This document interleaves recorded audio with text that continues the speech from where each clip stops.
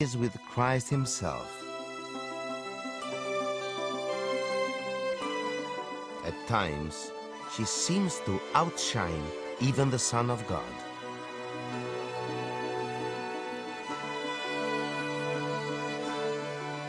The Doge, too, is deified. These images foretell what Venice would become, proud and arrogant. The Doge even appears with the Madonna.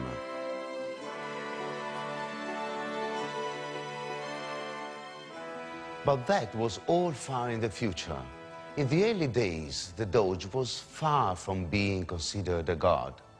In fact, as warring families fought for control of Venice, the Doge had trouble even staying alive.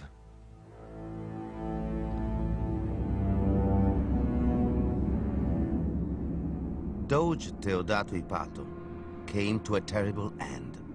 He was blinded and deposed by his successor.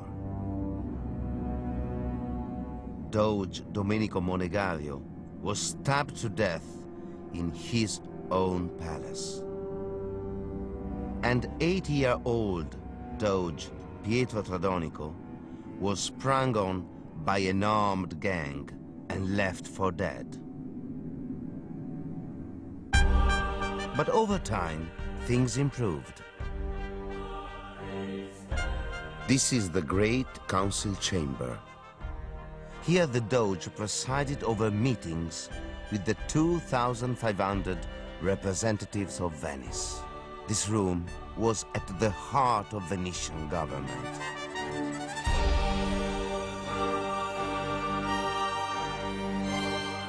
What we see today is the replacement to an earlier hall, burned down in 1577. But it reflects the confidence of early Venice. At the far end is a huge canvas by Tintoretto, his vision of paradise. A bold assertion that Venetian government could match the divine order above.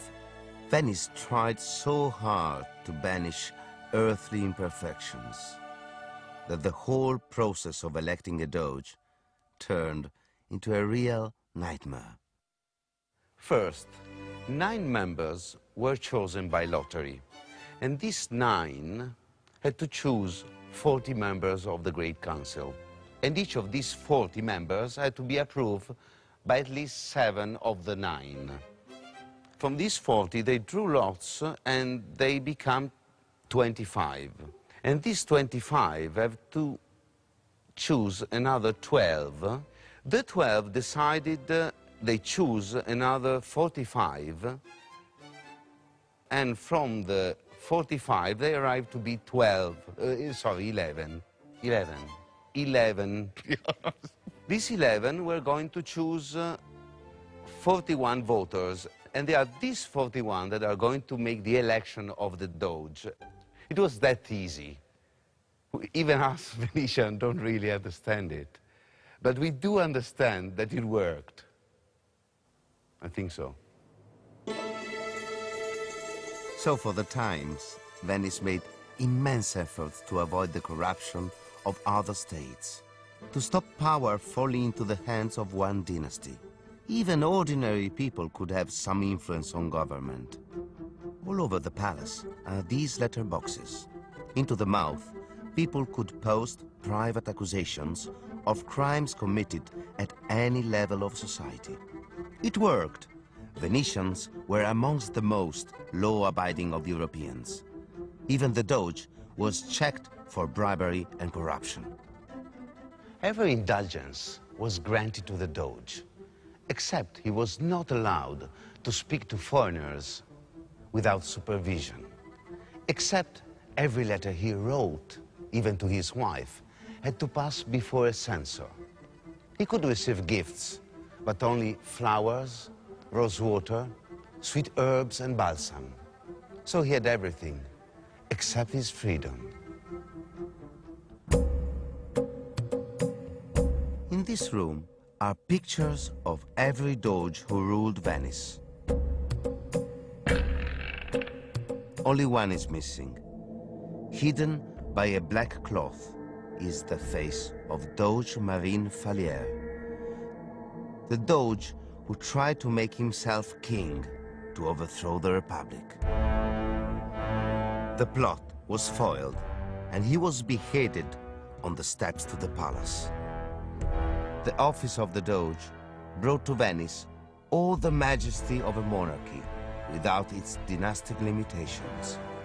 In a world of magnificent court ritual, Venice was unrivaled. But the city lacked a spiritual figurehead, something all-powerful cities of the age possessed, the relics of a great saint to call its own. Rome had the body of St. Peter, an apostle and a direct link to Christ. All Venice had was St. Theodore, truly a second-division saint. But the Venetians believed they had a claim on someone greater. Local legend claimed that the apostle Saint Mark, blown off course into the Venetian lagoon, had seen an angel who told him one day he would be laid to rest there.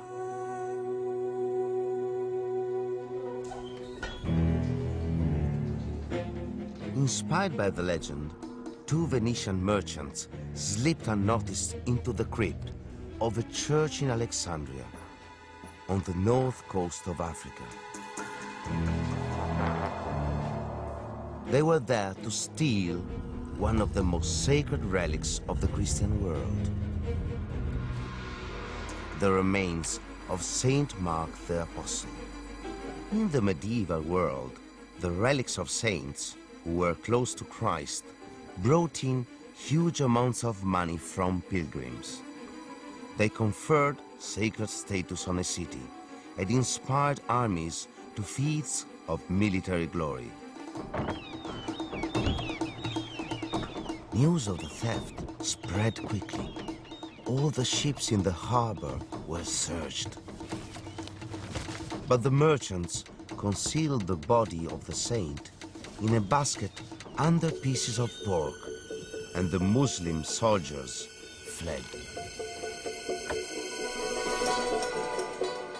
The audacious plan had succeeded, and Saint Mark came back to Venice. The city had a saint to rival even Rome, and soon the ancient symbol of Saint Mark became the emblem of Venice, the winged lion.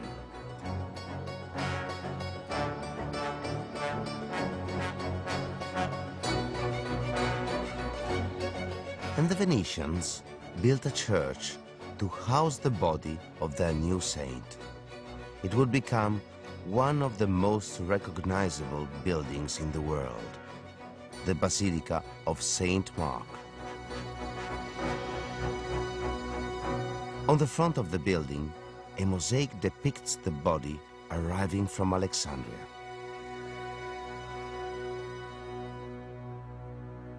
St. Mark's is the most extravagant and richly decorated church in the whole of Europe. Built as the Doge's private chapel, it took 30 years to complete. A miracle of engineering for the end of the 11th century, though it has been sinking into the marshy ground ever since. Like the Basilica of Torcello, the inspiration is from the east. The church is in the form of a Greek cross, supporting 5 great domes. The interior is dominated by Christ and his disciples. In all, there are 4,000 square meters of mosaic, crafted by Venetian artists over